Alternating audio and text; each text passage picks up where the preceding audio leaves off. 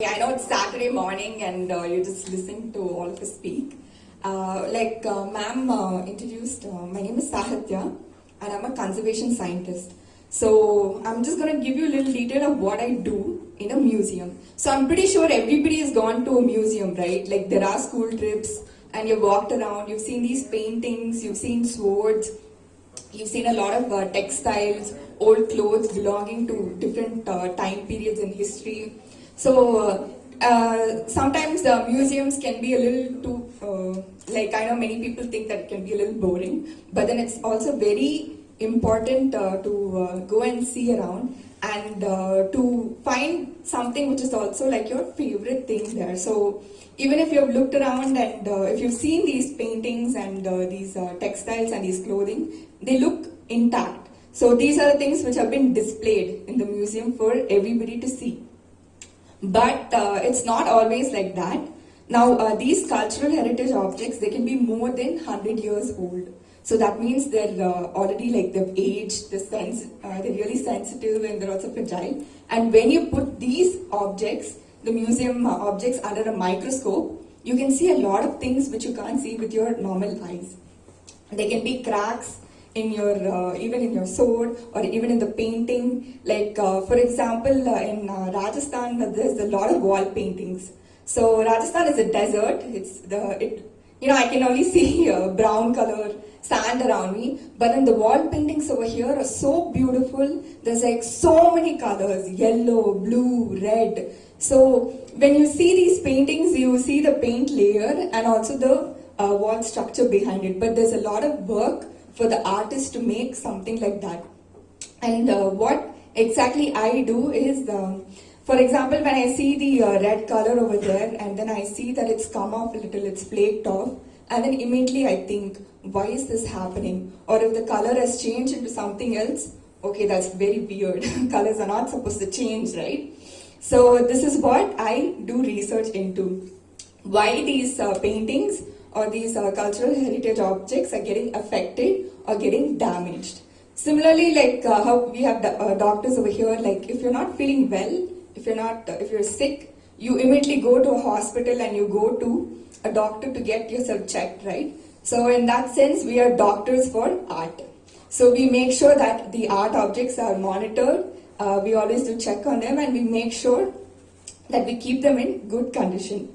Now, why is it important to keep and safeguard your heritage objects? Now, even at home, many people, like for example, your grandmother's sari or your mom's sari, which is like really treasured, she hands it over to you. And then you feel really like it's special, right? You feel and you keep it with you. Or even like your dad's watch or something really old which is in your family. Photographs, they tell you of a time which is bygone. So it's important. Why is it important to safeguard these heirlooms and these cultural heritage objects? It's because they are a link or an identity of your culture, a link to the past, link to the present, and also future. Why future is because it's something which needs to be passed down from one generation to another. Now you have your own these heirlooms with you and these historic objects with you. You've seen them, you've experienced them. And it's also something which the next generations have also to experience. So that's why we have to conserve them, we have to protect them, and also take measures to preserve them. Now, so when I talked about these factors affecting these objects and even big monuments, like for example your Taj Mahal, your archaeological sites, and even the museum which holds all these things, these are the factors which have affected them. And one factor which has affected the museums and also the cultural heritage and the people as well is your Covet pandemic. So when this pandemic happened, we realized that something which is we never even thought of, or it was totally unexpected. All of a sudden, museums had to shut down. Your exhibitions, your galleries, all of these things which you think would be open and accessible all the time had suddenly closed down. So you couldn't go, and museums are for the people, by the people and of the people. So suddenly these big institutions closing down because of the COVID pandemic, it really affected not only the cultural heritage monuments, but also us, the conservators and the conservation scientists. So the challenges or difficulties faced by me during this pandemic was when even the pandemic affected my family, when my family was also diagnosed with COVID-19, it was also really hard. And at the same time, not able to work and care for these objects, when I'm not able to access my work, and then not really thinking about it, it is really, really difficult.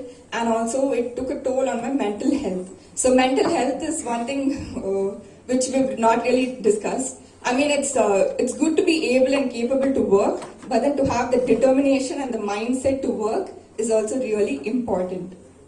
So thanks to science and thank God also.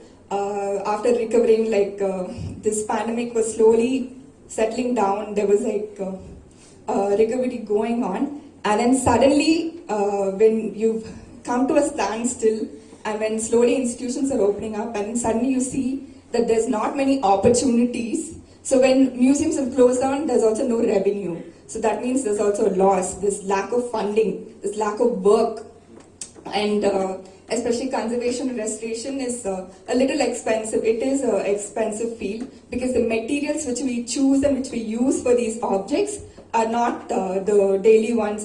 They're a little differently manufactured, suitable to sustain these museum and cultural heritage objects.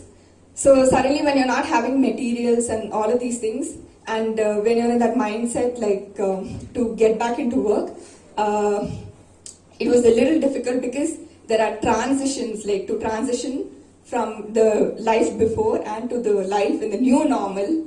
It takes a lot of changes.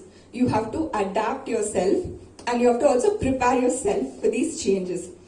So I work mainly in a laboratory setting, and it's really hard. I'm pretty sure everybody has heard the word disinfecting, sanitization, Zoom calls. Am I audible? So those are the things, these are the words which have been going in and around the whole time. And then suddenly being a person who works on site, mainly doing practical work, going to these heritage sites and everything, which are not accessible, it was little difficult, but we had to make sure that the work continues. So in this sense, we moved on to digital engagement. Now, if I'm not able to access my object or anything, and because all of these are in a controlled setting and they are also monitored, we have to find new different alternatives to make sure that the work continues. So after making sure that the laboratory is also in a safe environment, you have to make sure that the environment is also safe for the conservator, like the person, the people, and also your museum artifacts. Now, digital engagement is also really important. So few things which we would do at the laboratory itself, like making reports or any sort of documentation, any sort of paperwork, writing, research, we also shifted it to home. So work from home and then working on site, it was making sure that we have an equal approach to it. And then a few unique transitions to our field in the museum field would be like I said, many objects or anything, it cannot be displayed. So we have storage areas where you have all these heritage collections. So suddenly, all of a sudden, only one single person is allowed to work. We can't be gathering around together. So work gets doubled and it's more cumbersome. And then art is something which you find solace and also happiness. It's something which you turn to in times of when you're not feeling so good. So, and then in this sector itself, when it was like turning down and suddenly artists and artisans were not able to perform work, that's when really the museum fraternity and everybody came together and supported each other. So I think in these times, it's also very important to see that the ideas of relatability and also supporting each other and helping each other and bringing each other up is also really important. So these changes and these transitions impact your personal and your professional life, and it's just taking these small steps, planning ahead, having different strategies for yourself, making small goals, it's something which will really help you. You don't have to go and take big leaps. You can always start with small approaches. So that is the main idea, how you can cope and also help yourself and support yourself during in a time of crisis or even times of stress. And always understand that there are others whom you can lean and reach out for support. And I just wanted to conclude in the sense, so caretaking and being a caretaker or a custodian of our heritage, it's really important that we keep these fragile and these sensitive objects in a continuous way, because we have realized that museums can close down, but what if suddenly, if there's a world where all of your heritage, your artworks, your historic objects, they've suddenly deteriorated and they're just no more there, they're just gone.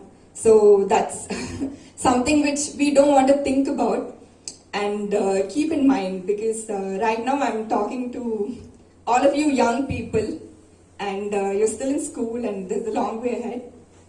And I think loving your heritage and your culture starts from a really young age.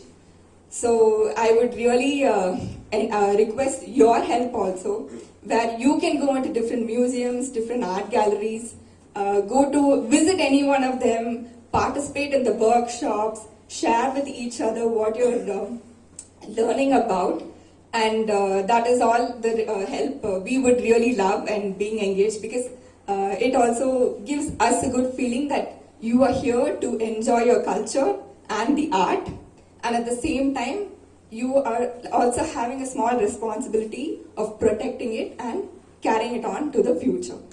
So yeah, and this is all my talk is. And if you're ever interested in the museum side or in the museum field or in sort of these alternative careers, I'm always available and I'm always free to talk about it more. So yeah, thank you so much. Thank you.